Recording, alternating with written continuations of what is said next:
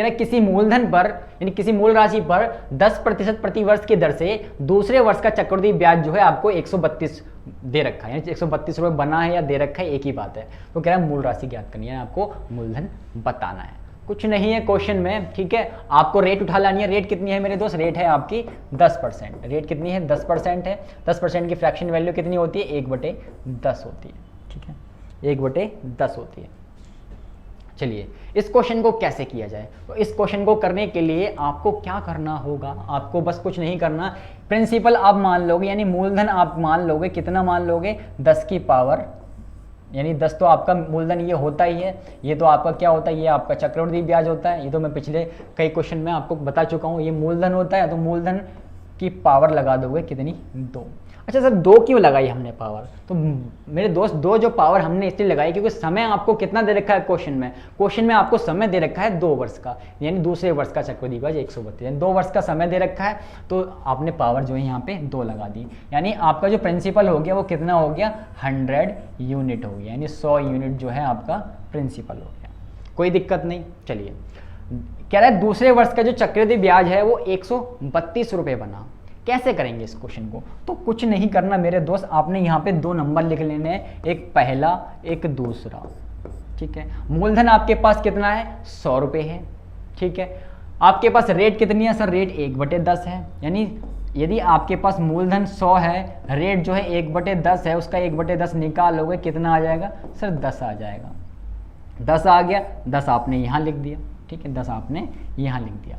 और आपको एक चीज़ पता होगी, आप चक्रवृद्धि ब्याज पढ़ते आए हो अब तक बचपन से, कि चक्रवृद्धि ब्याज में क्या होता है? चक्रवृद्धि ब्याज में ब्याज पर आपको ब्याज दिया जाता है, जबकि साधारण ब्याज में क्या होता है? साधारण ब्याज में ऐसा नहीं होता। हर साल जो ब्याज की राशि होती है वो आपकी समान रहती है, लेकिन चक्रवृद्धि ब्याज में ऐसा नहीं होता। इसमें ब्याज पे भी आपको ब्याज भी मिलता है, यानी ये अच्छा होता है, ठीक है। तो भैया 10 रुपये तो आपका ये जो ब्याज की राशि है वो आ गई। पहले साल भी 10 है तो दूसरे साल भी आपकी 10 होगी। अगर आगे 3 साल होता तो आगे भी 10 ही होती वो, ठीक है। यानी हर साल ब्याज तो आपको समान मिलेगा, लेकिन ब्याज पर आपको ब्याज दिया जाएगा, बस इतना ही डिफरेंस होता है। तो भैया ये तो आपको समझ आ गया, यहाँ 10 आ गया, यहाँ 10 क्यों आया, ठीक है। प्लस लिखोगे यहाँ पे। अब आपको ब्याज पर ब्याज देना है, क्योंकि इस चक्रवृद्धि ब्याज में क्या होता है कि ब्याज पे ब्याज मिलता है। तो भैया 10 रुपये आपको यहाँ पे पहले साल का चक्रवृद्धि ब्याज है, तो इस पे भी आपको 10 रुपये पे आपको ब्याज मिलेगा। तो 10 रुपये पे 1/10 निकालोगे कितना आ जाएगा? तो 10 से 10 खत्म, कितना आ गया? 1 रुपये जो है ब्याज और आ गया, यानी ब्याज पर भी ब्याज आपको मिल गया। ये जो 10-10 आया ये कहाँ से आया? ये 100 से आया है। इस 100 रुपये पे ब्याज मिला है, पहले साल 10 रुपये, दूसरे साल 10 रुपये। और ये एक कहाँ से आया? एक आया है आपका पहले साल का जो 10 रुपये ब्याज था उस पर भी ब्याज मिला, तो ब्याज कितना बना? 1 रुपये बन गया। कोई दिक्कत नहीं, यहाँ तक आपको अच्छे से समझ आया होगा। कह रहा है दूसरे वर्ष का जो चक्रवृद्धि ब्याज है वो 132 रुपये है। ये कह रहा है कि दूसरे वर्ष का जो चक्रवृद्धि ब्याज है वो 132 रुपये, जबकि हम देख रहे हैं जो चक्रवृद्धि ब्याज है दूसरे साल का वो कितना है? सर ये तो 11 रुपये है, ठीक है। दूसरे साल का वो कह रहा है 132 है, जबकि हम देख रहे हैं कि ब्याज जो है वो 11 रुपये बन रहा है। तो भैया क्या करना होता था? 11 को बराबर रख दो किसके? 132 के। 11 को आपने बराबर रख दिया 132 के, ठीक है। तो ये इससे कितना गुना हो जाएगा? ये उससे हो जाएगा 12 गुना। ये इससे कितना हो जाएगा? 12 गुना। 12 कम 12, 12 कम 12 13। ये इससे कितना हो गया? 12 गुना हो गया। आपको निकालने को क्या क्या है? आपको मूल राशि निकालने को क्या है? तो इस 100 के भी, यानी प्रिंसिपल आपका 100 रुपये था, इसके भी आप क्या कर दोगे? 12 से गुना कर दोगे, तो प्रिंसिपल आपको कितना आ गया? 1200 रुपये आ गया। यानी ऑप्शन ए जो है एकदम सही हो गया। कोई दिक्कत नहीं रही होगी, ठीक है। कुछ भी नहीं था इस क्वेश्चन में, बहुत आसान क्वेश्चन था, ठीक है। यदि नहीं समझ आया एक और क्वेश्चन देखेंगे तो आपका जो कॉन्सेप्ट है वो अच्छे से क्लियर हो गया। चलिए बढ़ते हैं आगे और देखते हैं अगले क्वेश्चन को। चलिए दोस्तों बात करते हैं अगले क्वेश्चन नंबर 33। कह रहा है एक निश्चित मूलधन पर चक्रवृद्धि ब्याज की 12.5% वार्षिक दर पर तीसरे वर्ष का चक्रवृद्धि ब्याज आपको 1215 रुपये दे रखा है, तो मूलधन आपको बताना है।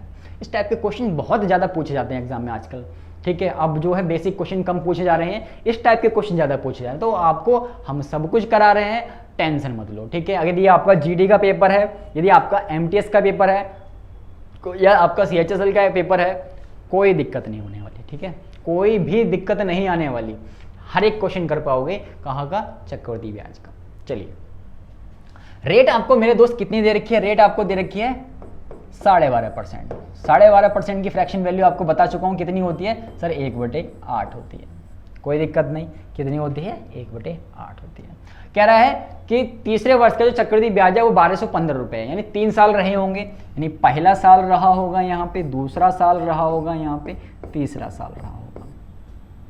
ठीक है, मूलधन की बात करें, मूलधन की बात करें, यानी प्रिंसिपल की बात करें, तो प्रिंसिपल कैसे निकलेगा सर, हम क्या करते थे, 8 तो आपने ऐसे ही लिखा और इसके ब्रैकेट में हम क्या लिखते थे, पावर पे हम जो भी हमें समय दे रखा होता था वो लिख लेते थे। समय कितना दे रखा है, 3 वर्ष का, तो पावर लगा दिया आपने 3। जैसा कि आपने पिछले वाले क्वेश्चन में किया, 10 तो आपने नीचे वाला मूलधन आपने ऐसे ही लिखा और पावर पे आपने 2 साल का है तो 2 आपने पावर लगा दी। ऐसे ही इसमें करना है। 8 तो आपका ये प्रिंसिपल रहा ही रहा, ठीक है, ये चक्रवृद्धि ब्याज होता है आपका, तो ये मूलधन आपका कितना है, 8 है, और इस पे 3 पावर जो है आपने लगा दी क्योंकि ये 3 साल का दे रखा था। ठीक है, चलिए उम्मीद करते हैं आपको यहाँ तक समझ आया होगा। तो आपका जो मूलधन आ गया वो कितना आ गया, वो आ गया 512 यूनिट जो है आपका मूलधन आ गया। ठीक है, 512 जो है आपका मूलधन आ गया, किसमें, यूनिट में आया। ठीक है, चलिए अब बात करते हैं पहले, दूसरे और तीसरे साल की। पहले साल, अब जो आपका मूलधन है वो कितना है, 512 है। रेट आपकी कितनी है सर, रेट है हमारी 1/8, तो कितना आ जाएगा, काटोगे तो ये आ जाएगा आपका 8 × 48 और 8 × 32, 64 जो है आपका क्या आ गया, 64 आपका आ गया ब्याज। किस पे ब्याज आया, 512 रुपये पे 64 रुपये आपका ब्याज के रूप में आपको मिले हैं। 64 पहले साल मिले हैं तो दूसरे साल भी 64 मिलेंगे, तीसरे साल भी 64 मिलेंगे। बस इसमें खासियत क्या होती है चक्रवृद्धि ब्याज में, जैसा कि मैंने आपको बताया, चक्रवृद्धि ब्याज में बस इतनी ही सी खासियत होती है कि इसमें ब्याज पे आपको ब्याज दिया जाता है, कुछ नहीं करना। ठीक है, कुछ नहीं करना, यहाँ पे प्लस लगाओ, दूसरे साल में आपको ये जो ब्याज मिला है आपको इस पे भी ब्याज दिया जाएगा, यानी 64 रुपये पे 1/8 निकाल दो इसका, 8 × 8 64 हो गया, यानी कितना आ गया, 8 आ गया। 8 रुपये आपको ब्याज पे ब्याज के रूप में मिल गए दूसरे साल, कोई दिक्कत नहीं। चलिए तीसरे साल की बात करें, तीसरे साल की बात करें तो आपको ब्याज फिर से मिलेगा, इस 64 पे भी मिलेगा और इस 64 पे भी मिलेगा। ठीक है, ब्याज मिलता है इस पे, यानी ब्याज पे ब्याज दिया जाता है, तो कंफ्यूज बिल्कुल मत होना। ठीक है, ये 64 तो आपका किस पे रहा, 512 पे ब्याज रहा, 64। ठीक है, अब जो है इस 64 पे भी ब्याज मिलेगा, इन दोनों 64 पे इस तीसरे साल ब्याज मिलेगा, और इस 8 पे भी ब्याज मिलेगा, यानी जितने भी ब्याज ऊपर पहले रहे होंगे उन सब पे आपको 1/8% जो है, यानी 1/8 जो है आपको ब्याज दिया जाएगा। तो कंफ्यूज बिल्कुल मत होना। तो 64 यानी आपको जो ब्याज मिलेगा आपको दोबारा निकालने की जरूरत नहीं है, यानी सेम है यहाँ पे, तो आपको जस्ट इसका डबल कर देना है, कितना, 16। ठीक है, आपने निकाल दिया 16, क्योंकि इस 64 से आप 1/8 निकालो तब भी 8 आएगा, इस 64 से 1/8 निकालो तब भी 8 आएगा, नहीं 8 और 8 16 हो जाएगा, सीधा डबल कर दो, 8 और 8 16। ठीक है, यहाँ तक ब्याज मिल गया। अब लेकिन ये बच गया, इस पे भी ब्याज दो, क्योंकि ब्याज पे ब्याज मिलता है, तो भैया 8 रुपये पे 1/8% निकालोगे, कितना आ जाएगा, 1 आ जाएगा, यानी 1 रुपये और ब्याज के रूप में मिल गई। कोई दिक्कत नहीं, यहाँ तक जो है अच्छे से समझ आया होगा। कहता है तीसरे वर्ष का जो ब्याज है वो 1215 रुपये है, लेकिन हम देख रहे हैं हमारा ब्याज कितना है तीसरे वर्ष का, ये तीसरा वर्ष है, इसमें ब्याज कितना दे रखा है आपको, चलिए चेक कर लेते हैं। 6 4 10 और 1 11 का 11, इन तीनों का ऐड कर लो, 1 बचेगा, 6 और 1 7 और 1 8, 81 आया है। कितना आया है मेरे दोस्त, 81 आया है। ठीक है, चलिए 81, और आपको दे कितना रखा है, ये आपको 1215 दे रखा है, यानी 81 के बराबर रख दोगे आप 1215।